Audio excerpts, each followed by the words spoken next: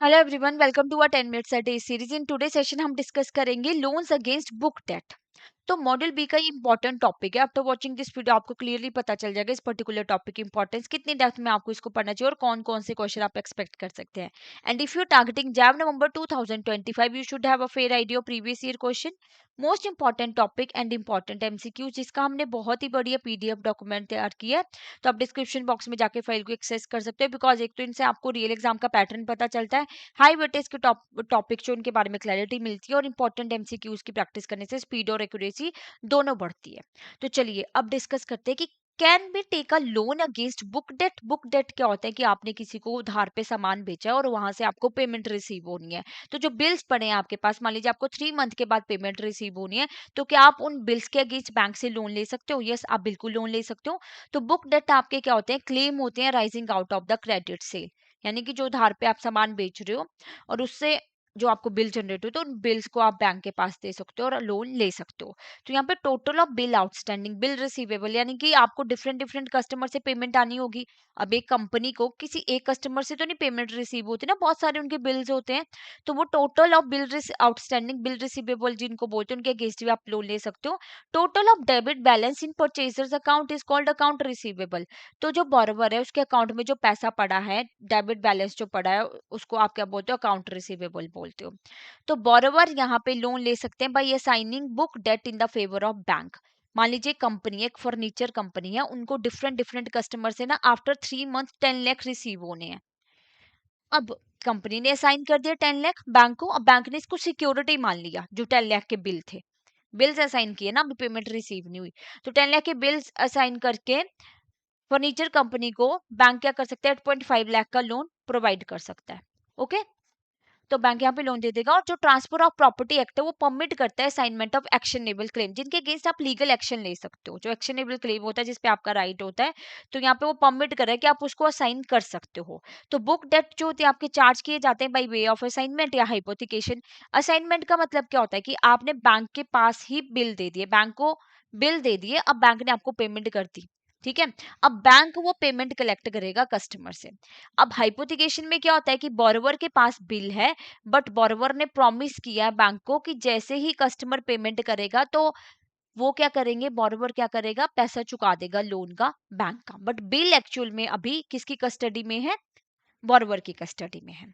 Okay, तो section जो 130 transfer of property act का, वो परमिट करता है असाइनमेंट ऑफ एक्शनेबल क्लेम। जो प्रोसीजर टू बी फॉलोड वो क्या होता है? जो असाइनमेंट है that must be in writing and signed by the transferor on his duly authorised agent.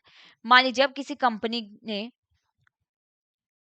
Book debt के अगेंस्ट लोन लेना, तो कंपनी जो है साइन करेगी, जो बिल्स इनके हैं, जो डिफरेंट डिफरेंट कस्टमर से रिसीव होने, इन राइटिंग होना चाहिए, कंपनी की प्रॉपर सील और जो ऑथोराइज पर्सन है उसके सिग्नेचर वहां पे होने चाहिए।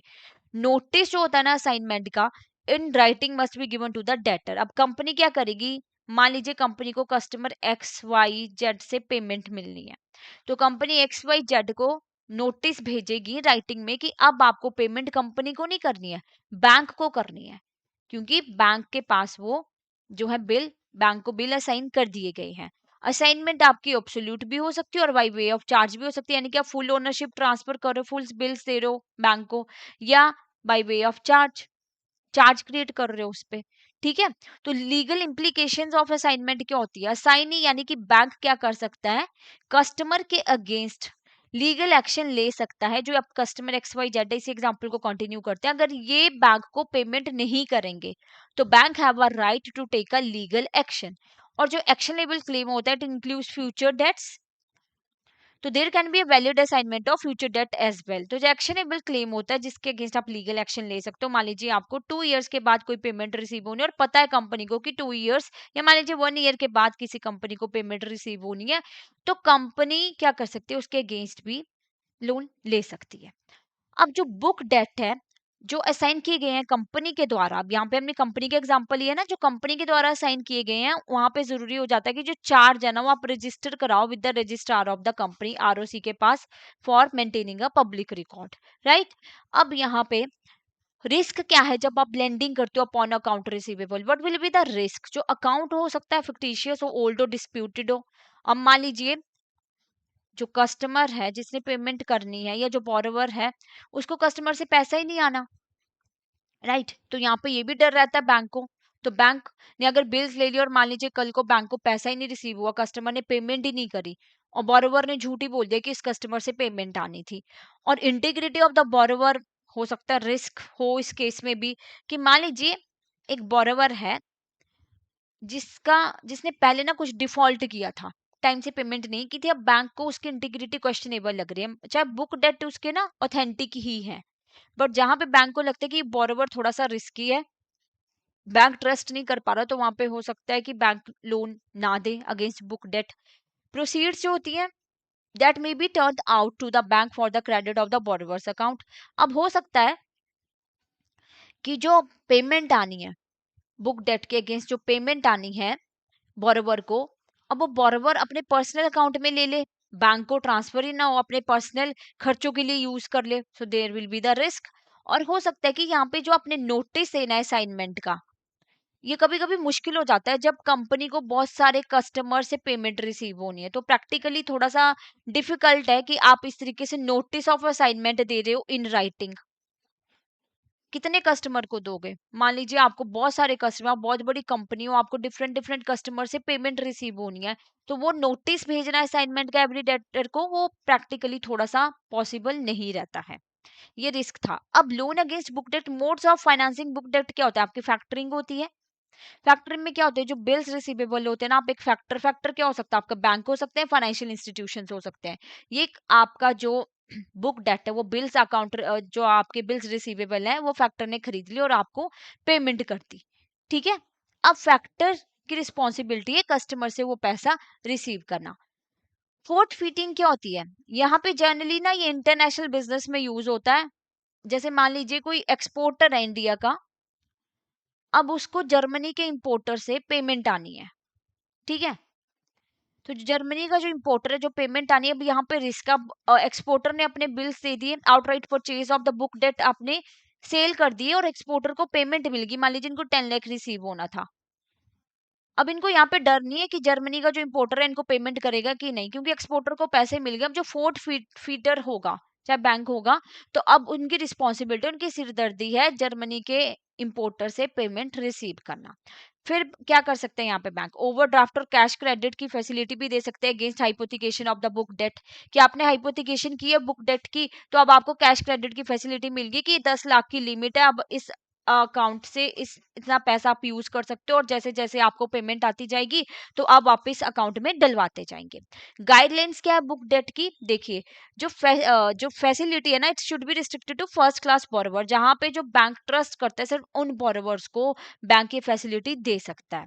और ये इंश्योर किया जाता है कि जो बोरोवर है ना, keep his account in a proper manner, और सेम आर ऑडिटेड रेगुलरली। अब हो सकता है कि बैंक, जो कंपनी का अकाउंट है, वो प्रॉपरली चेक हो कि प्रॉपर मैनर में वो रखे गए हैं, और ऑडिट भी किए जा सकते हैं रेगुलरली कि कंपनी को पेमेंट आ भी रही है कस्टमर की साइड से कि नहीं आ रही है। राइट। और जो बोरोवर है should have a effective debt collection and control mechanism. तो जो बोरोवर है यानी कि कंपनी, उनके एक इफेक्टिव डेट कलेक्शन और कंट्रोल मैकेनिज्म होना चाहिए। और जो एज ऑफ बुक डेट है, that should not be more than 6 month. 6 month से ज्यादा ओल्ड नहीं होना चाहिए, नहीं तो फिर बैंक आपको लोन नहीं देगा। Some banks do not consider book debt of more than 3 months, यानी कि कुछ बैंक्स है जो 3 मंथ से ओल्डर के बुक डेट भी कंसीडर नहीं करते हैं। और जो मार्जिन होता है बुक डेट पे, वो डिसाइड किया जाता है लेंडर की साइड के, यानी कि बैंक की साइड से वो डिसाइड किया जाएगा। तो ये कुछ गाइडलाइंस थी बुक डेट्स की। और यहाँ पे वेरिफिकेशन ऑफ बुक डेट कैसे की जाती है? ये इंश्योर करना जरूरी है कि जो बुक डेट है ना, that must B of genuine trade transactions, की कंपनी कोई डिफॉल्ट करके पैसा नहीं अर्न कर रही है। जेन्युइन ट्रेड ट्रांजेक्शन से पैसा, जो बिल्स हैं वो रिसीव हुए हैं। और जो लेंडिंग ट्रांजेक्शन है, do not compromise lending transaction of the following nature, यानी कि जो आपकी ट्रांजेक्शन सिस्टर कंसर्न के साथ है, आप बिजनेस एक्टिविटी है, वहां पे आपको बुक डेट के अगेंस्ट लोन नहीं मिलेगा। आप मान लीजिए एक क्लोथ कंपनी हो, तो आप अपनी सिस्टर कंसर्न नहीं, आपकी ही कंपनी है, आपका ही फैमिली बिजनेस है, तो उसकी जो ट्रांजेक्शन आप उसमें कर रहे हो, तो आप उसको जो है बुक डेट नहीं मानोगे, उसके अगेंस्ट आपको लोन नहीं मिलेगा। Advance payment which are not likely to be realise within the period of working capital cycle, यानी कि जो एडवांस पेमेंट है, जो वर्किंग कैपिटल साइकिल मान लीजिए 3 मंथ का है, अब उसके बाद जो आपको पेमेंट आनी है ना, हो सकता है कि वो बिल्स को बुक डेट में जो कंसीडर ना किया जाए, उसके अगेंस्ट जो बैंक लोन ना दे।